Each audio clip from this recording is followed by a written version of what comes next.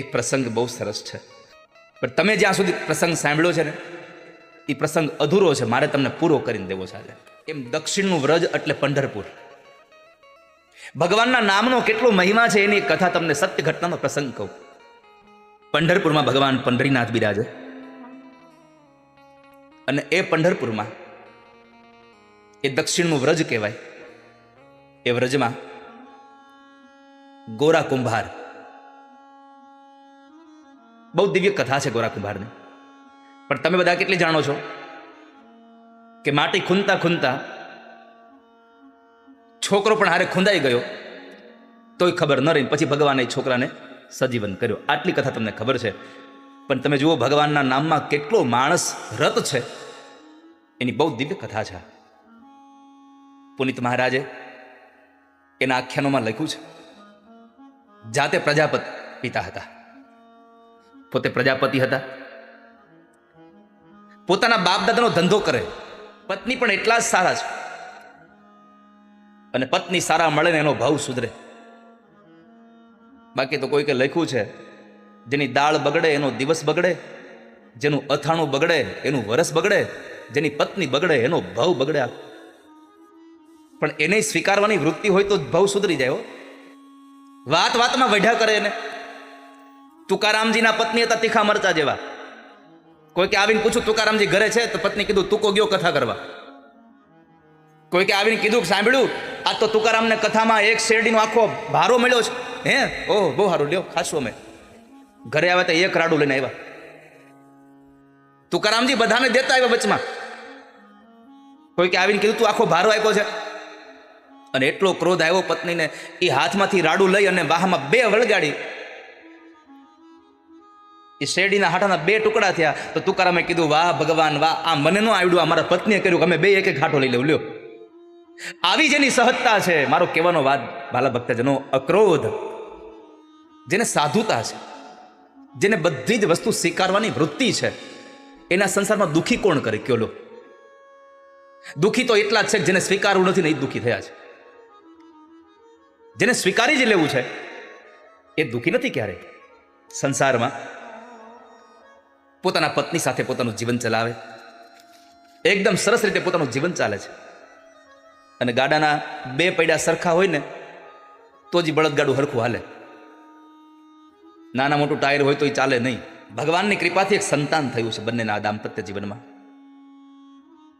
પણ પોતાના કામમાં રત એવા ગોરા કુંભાર ગમે તે કામ કરતા હોય પણ મોઢામાંથી ભગવાનનું નામ હોય.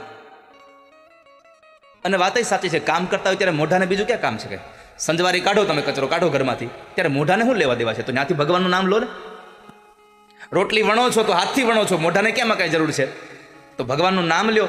ભગવાનના નામ સાથે ઘડાયેલી રોટલી તમારા પરિવારના લોકો જમશે ને તો એના વિચારો હારા થઈ જશે. મેં તો ઘણીવાર આપ સૌને પ્રાર્થના કરી છે કે દરેકના રસોડામાં એક સૂત્ર લખેલું હોવું જોઈએ બહેનોએ, પોતાના હાથે. જેટલા લોકો રસોઈ બનાવો છો ને એને બધાને મારી પ્રાર્થના છે કે આજ ઘરે જઈ અને એક કોરા કાગળમાં લાલ અક્ષરે, તમારા પોતાના અક્ષરે, તમને લખતા ન આવડતું તમારા છોકરાઓને કહેજો, અથવા તો તમારા છોકરાના છોકરાને કહેજો, પણ લખી દે એટલું જ લખાવજો કે હું રસોઈ ભગવાનના પ્રસાદ માટે બનાવું છું, ભગવાન માટે રસોઈ બનાવું છું. આવું લખીને તમારા રસોડામાં ચિપકાવી દેજો. જ્યાં તમે ઊભા રહીને રસોઈ કરતા હો, જ્યાં તમે બેસીને રસોઈ કરતા હો, તમે જ્યારે રસોઈ કરો ત્યારે તમારી નજર સામે હોવું જોઈએ કે હું ભગવાન માટે રસોઈ બનાવી રહી છું, હું ભગવાન માટે રસોઈ બનાવી રહ્યું છું. પછી જુઓ તમે ભગવાન માટે રસોઈ બનાવો ને તમારો ભાવ કેવો થશે. એ ભાવથી બનેલી રસોઈ એટલી મીઠી થઈ જશે, કારણ કે ભગવાન માટે છે. માટે આપ સૌને મારી પ્રાર્થના છે, પ્રભુ માટે રસોઈ બનાવીએ છીએ, ઈશ્વર માટે હું થાળ બનાવું છું. બેયનું દાંપત્ય જીવન ચાલતું હતું. દીકરો હતો નાનો એવો, 1 વર્ષનો દીકરો. ગોરા કુંભારના પત્નીને પાણી ભરવા જવું છે. અને જ્યારે પાણી ભરવા જાય ત્યારે પોતાના પતિ બરાબર માટી ખૂંદે છે. વૃક્ષની ડાળ સાથે બાંધેલી એક દોરીને પકડી અને એક પછી એક પગ પછાડતા જાય અને ભગવાનના નામની ધૂન ચાલતી જાય. માજા વિઠ્ઠલ વિઠ્ઠલ વિઠ્ઠલા માજા વિઠ્ઠલ પાંડુરંગા. હે મારા વિઠ્ઠલ, હે મારા નાથ. એક પછી એક પગ પડતો જાય છે ગોરા કુંભારનો. પત્નીને પાણી ભરવા જવું તો એટલે પાણી ભરવા જતા પેલા સમય આવીને કહ્યું, સાંભળ્યું, બાળક અંદર સૂતો છે, જરા ધ્યાન રાખજો, સંભાળજો હો તમારાને. આને તો સુરતા ભગવાન હારે લાગી ગઈ. જેની સુરતા સાંભળિયા સુરતા ભગવાનમાં લાગી ગઈ. એને પછી સમાજની કઈ ચિંતા ન હોય, એને સમાજની કોઈ પરવાહ ન હોય. જો નરસૈયાએ સમાજની પરવાહ કરી હોત, મીરાએ સમાજની પરવાહ કરી હોત, આ ગોરા કુંભારે સમાજની પરવાહ કરી હોત, પરિવારની કઈ ચિંતા કરી હોત, તો કદાચ ઠાકોરજી કામ કરવા ન આવ્યા હોત.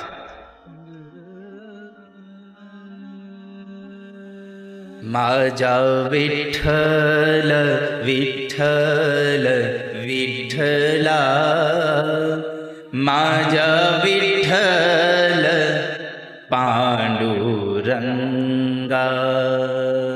પત્ની કઈ નીકળી ગયા, પણ પોતાનું ધૂનમાં ધ્યાન હતું એટલે ખાલી કીધું, એ હારું સારું કહીને સુરતા સાંધી, જાલી રસ્સી ઊંચે બાંધી.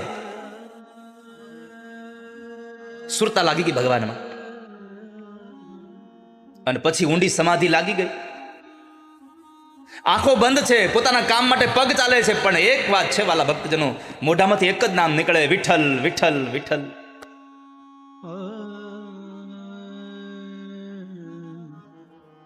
પગના તાલે તાલે સ્મરણ વધ્યું. પત્ની પાણી ભરવા ગઈ. ઘોડિયામાં 1 વર્ષનો બાળક જાગે છે. આંખ ખુલી. ઘોડિયાના 2 બાજુના એ ભાગને પકડીને બેઠો થયું બાળક. માં દેખાણી નહીં.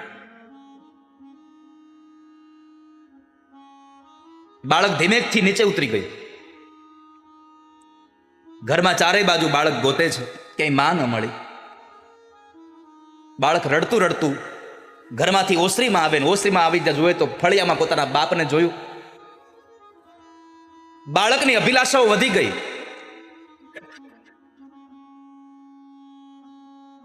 જ્યારે ગોરા ભગતને ખબર નથી કે મારો દીકરો જાગીને આવ્યો. બાપ દીકરા પાસે ન આવ્યો તો દીકરાએ બાપની પાસે જવાનો નિર્ણય કરી લીધો. આગળ વધે છે.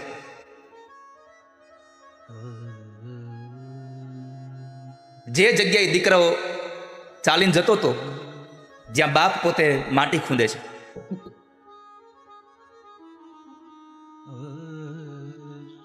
પગના તાલ સાથે એક સાથે એક પછી એક તાલ સાથે આંખો બંધ છે, 2 હાથે રસ્સી પકડી છે.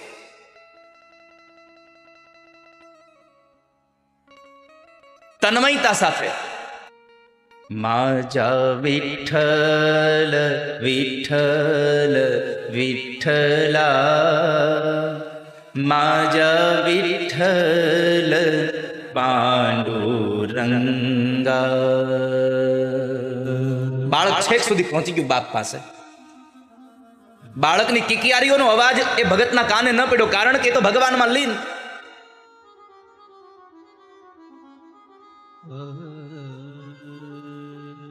ઘટના ઘટી કે બાળકે ત્યાંથી ઊભું રહેવાનું બંધ કરીને બાપ જે ગારું ખૂંદે છે એમાં ગોઠણિયાભર ગયો. પણ ગોરા કુંભારને ખબર ન રહી કે મારો દીકરો અહીંયા પહોંચ્યો છે. એક પછી એક પગ દીકરાના માથા પર પડ્યા અને દીકરાની માટી માટીમાં ભળી ગઈ. ખબર નથી ગોરા કુંભારને કે દીકરો અહીંયા ભળી ગયો, મરી ગયો. થોડી વાર થઈ અને પત્ની પાણી ભરીને આવે છે. ઓરડામાં જાય છે તો ઘોડિયામાં બાળક નથી. હેફતાઈ ગઈ, આ મારું છોકરું ક્યાં ગયું? ઘરમાં ગોતે છે કે ઘરમાં મળ્યું નહીં. આડોશી પાડોશીમાં જઈને એને બાજુમાં રહેલી બેનને પૂછ્યું છે કે એ ચંદ્રભાગા, તારી કૌશલ્યા મારા છોકરાને રમવા લઈ આવી છે? અરે નારે બુન, મારી કૌશલ્યા તો હજી હમણાં જ જાગી છે, તારા છોકરાને એ નથી લઈ આવી હો. બીજા પાડોશીના ઘરે, ત્રીજા પાડોશીના ઘરે પૂછે છે, મારા દીકરાને જોયો છે, તમે કોઈ લઈ આવ્યા છો અહીંયા? કોઈ હા નથી ભણતું. અને અતિશય પ્રેમ હોય ને એના માટે પણ તમને વિચારો ખરાબ જ મંડોય આવા. દીકરો રમવા ગયો હોય, મારા ગુરુજી એક દ્રષ્ટાંત દે, ડોક્ટર અમૃતલાલ ભોગાયતાજી, કે જેને વધારે પ્રેમ હોય ને એના પ્રત્યે એને જરાક પણ આમ તેમ થાય ને તો એના પ્રત્યે આપણને સારા વિચારો ન આવે, આપણને ખરાબ વિચારોની સરવાણી ફૂટી જાય. દીકરો રમવા ગયો હોય, ક્રિકેટ રમવા, અને કહીને ગયો હોય કે માં હું 10 વાગે આવી જઈશ. એ 10 વાગે ન આવે, 10:30 ના આવે, 11 વાગે ના આવે ને એટલે માને એવા વિચાર ના આવે કે કદાચ મારો દીકરો મેચ જીત્યો હશે તો કદાચ એને ટ્રોફી મળતી હશે, એ લોકો બધા એન્જોય કરતા હશે, આવો વિચાર ના આવે. કંઈક મારા દીકરાને કંઈક થયું હશે એટલે નહીં આવ્યો હોય. અતિશય પ્રેમ વધે ને ત્યાં તમને શંકાઓ વધારે ઉદ્ભવ થવા માંડે.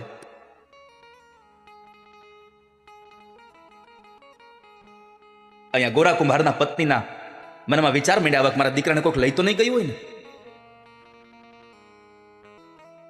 આંખમાંથી અશ્રુની ધારાઓ વહે છે. આમ જોવા જાવ તો સંતાનો વિશે જ્યારે માં રડે ને ત્યારે એ આંસુને આપણે શબ્દમાં ક્યારેય વર્ણવી ન શકીએ.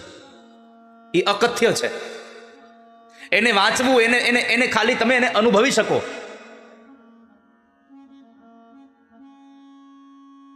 આ સંસારની બધી જ વેદનાઓ માત્ર ને માત્ર તમે અનુભવી શકો છો. વેદનાને તમે ક્યારેય વાંચી ન શકો.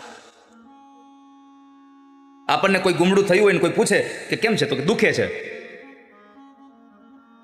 વધારે પૂછે કેવું, તો કે બહુ દુખે છે. પણ કેવું દુખે તમે કઈ ન હકો.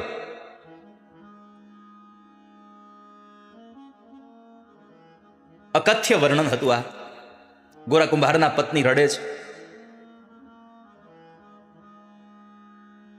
બધાને પૂછતા પૂછતા આવી એટલેમાં એક ડોશીમાં હતા. એણે પૂછ્યું કે તું તો કે તે કોને આપીને ગઈ હતી, કોને કહેવાનું કઈને ગઈ હતી ધ્યાન રાખવાનું, તો કે હું એમને કહીને ગઈ હતી. એમનો અર્થ છે ગોરા કુંભારને, કારણ કે પહેલાના સમયમાં નામ નહોતા લેવાતા. અને હવે તુકારા સિવાય બોલાવાતું નથી.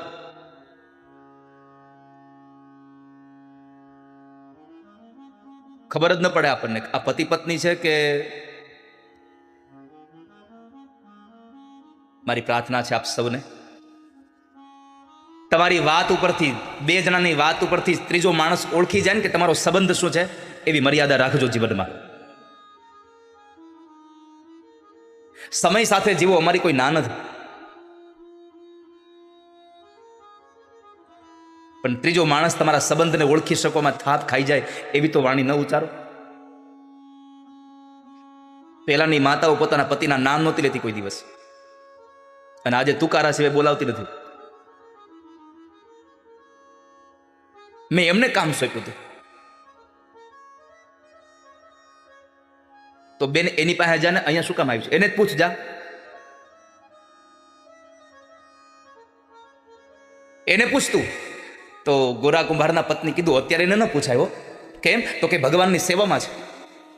જુઓ, જ્યારે આવી પત્ની મળે ને ત્યારે સંસાર તમને કોઈ દી બંધન ન બને. આવી પત્ની મળે તો સંસાર બંધન જ ન બને. કબીરજી મહારાજના પત્ની હતા. કોઈએ કબીરને પૂછ્યું કે કબીર તમે ઘરમાં રહીને ભગવાનને ભજો છો? અમે તો સાંભળ્યું છે ભગવાનને મેળવવા હોય તો તમારે જંગલમાં જવું પડે, આ પત્ની આ સંતાનો આ બધું ન હાલે. કબીરજીએ કહ્યું કે ભાઈ ઘરમાં રહીને ભગવાનને ભજી શકું છું એનું મૂળ કારણ એ છે કે મારી પત્ની મને અનુકૂળ છે. હું જે કામ કરું ને એમાં કોઈ દિવસ મારી પત્ની બાધક નથી બનતી. આ ગોરા કુંભારના પત્ની કીધું કે અત્યારે ન બોલાવે હોય માં એને. કેમ? અત્યારે ભગવાનના સ્મરણમાં છે, મારે એને અત્યારે વિક્ષેપ ન કરાય. હવે તમે કલ્પના કરો, આ ગોરા કુંભારના પત્ની હતા એટલે એને કહ્યું કે મારા પતિ અત્યારે ભગવાનના નામમાં છે એટલે મારે એને ન કાંઈ પૂછાય. બીજી હોય તો મૂકો તમારું આ ભગવાનનું નામ, આ છોકરો નથી જડતો, મારે એને ન પૂછાય. પણ ફરી પાછા પોતાના આંગણામાં આવે. ઓસરીના કોરે બેઠી છે, રડે છે એ પત્ની, અને ત્યાં બરાબર જોત જોતામાં આમ નજર પડી. ઓ, માટીના એ ગાળાના ખામણામાં દીકરાના નાના નાના હાડકાઓ જોયા છે.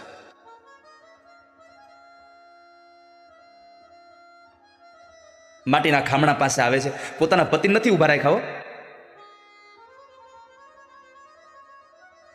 એક એક હાડકું લઈ અને ટોપલીમાં ભેગું કરે છે. ટોપલીમાં ભેગું તો કર્યું, પણ સૌથી વધારે જો એને કોઈને દોષ આપ્યો હોય ને તો ભગવાન વિઠ્ઠલનાથને આપ્યો છે. જેમ અહીંયા વડોદરામાં કોયલી ગામમાં મનસુખરામ માસ્તરના પત્ની ઉજમબાઈએ ભગવાનને કીધું, તું ઠાકોરજી તમે નહીં આવો ને તો મારા પતિની નોકરી જાહે, એનો ડર નથી, પણ મારા પતિ જેને ભજે છે એને બાનાની પત જાહે. અહીંયા ગોરા કુંભારના પત્નીએ ભગવાનને કીધું છે.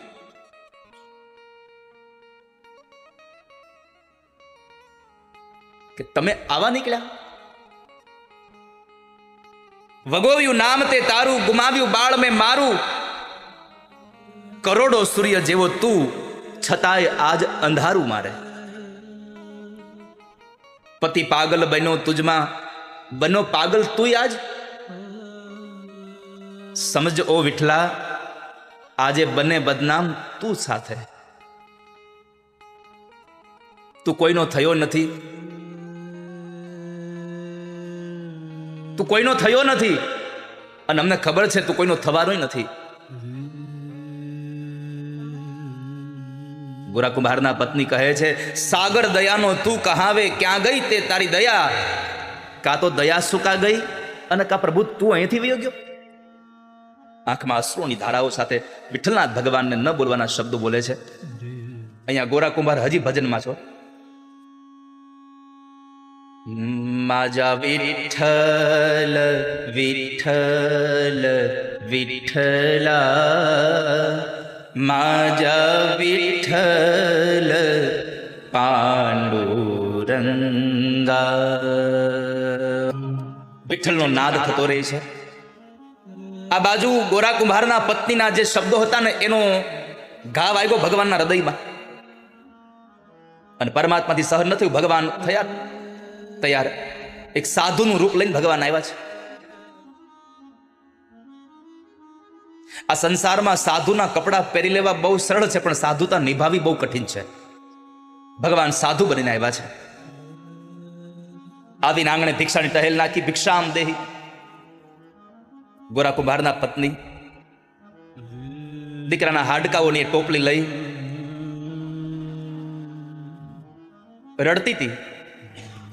સાધુને જોયા પોતાની આંખો લૂછી નાખી. બાપજીને પ્રાર્થના કરીને કીધું, બાપજી ક્ષમા કરજો, આજે હું મારા હાથે તમને કંઈ દાન નહીં આપી શકું, કારણ કે હું સ્ત્રી ધર્મમાં છું. એક કામ કરો, મારા રસોડામાં જઈને તમારે જેવી સામગ્રી બનાવી હોય તમારા હાથે બનાવીને તમે જમી લો.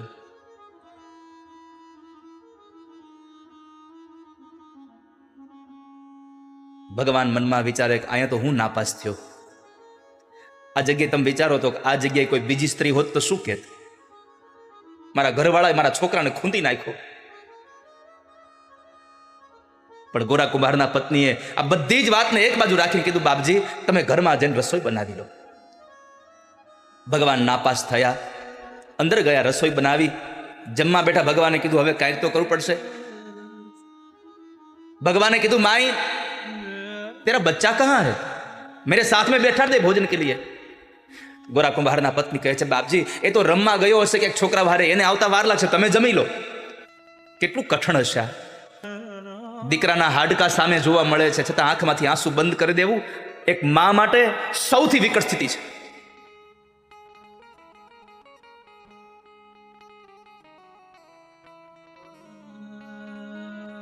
ભગવાને કીધું કે તારો બાળક નહીં આવે તો હું જમીશ નહીં.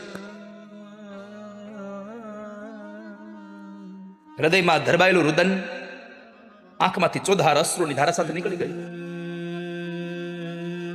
ચોધાર અશ્રુની ધારા નીકળી ગઈ. ભગવાન તો બધું જાણતા હતા, પણ છતાં પૂછ્યું કે માં શું થયું છે, કેમ રડો છો? ગોરા કુંભારના પત્નીને પોતાના મોઢેથી નહોતું કેવું, છતાં પણ પ્રસંગને કહેવો પડે છે. પોતાની આપવીતી બધી કઈ બતાવી, બાપજી ખબર નથી આ સંતાનને કેમ થયું, પણ મારા પતિ જે ભજન કરે છે ને એના પગ નીચે મારો દીકરો કચડાઈ ગયો છે, આ એના હાડકાઓ છે. આ તો સ્વયં પરમાત્મા હતા. पानी अंजलि भरी, अरे माई हमने जन्म ही इसलिए लिया है, संसार के दुखी लोगों को सुखी बनाने के लिए ही जन्म लिया है.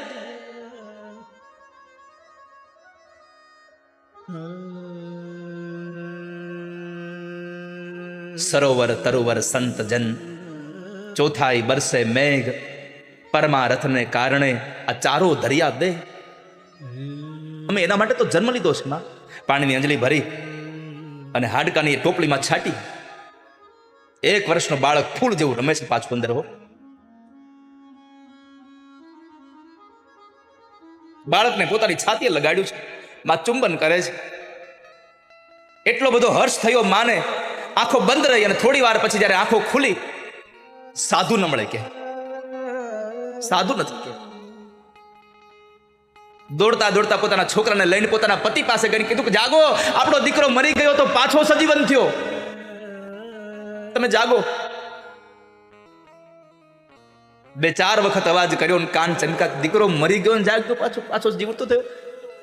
ગોરા કુંભારે આંખ ખોલી છે. આ શું બોલે, તું મરી ગયો ને જીવતો થયો? હા, પત્નીએ પોતાના પતિ દ્વારા જે થયું તે આખી કહાની કઈ બતાવી.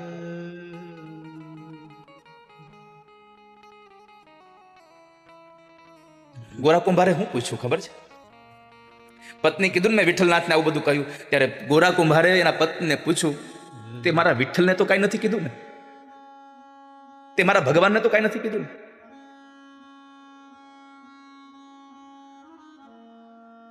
પત્ની કીધું કે જે સંભળાવાતું હતું બધું સંભળાવી દીધું છે, કઈ બાકી નથી રાખ્યું, તૈયાર થયું છે. જુનાગઢનો નરસિંહ મહેતા ભગવાનને પ્રાર્થના કરે, ભગવાન આવે નહીં. દામોદર કુંડે જાય, ભગવાનની કરતાલ વગાડીને સ્તુતિ કરે, કેદારો ગાય, ભગવાન ન આવે. પછી નરસિંહ મહેતા કહેતા તું 2 બાપનો છો, તું 2 માનો છો, તું ચોર છો. અને ભગવાન દ્વારિકાથી જુનાગઢ પહોંચી જતા હતા. ભગવાનના ભક્તોને ભગવાનને બધું કહેવાનો છૂટછાટ હોય છે. અને પ્રેમમાં તો તુકારો થાય. ન કહેવાના શબ્દો મેં કહી દીધા, એને સંભળાવવાનું. વિઠ્ઠલનાથના શબ્દો કીધા, શબ્દો સાંભળી અને ગોરા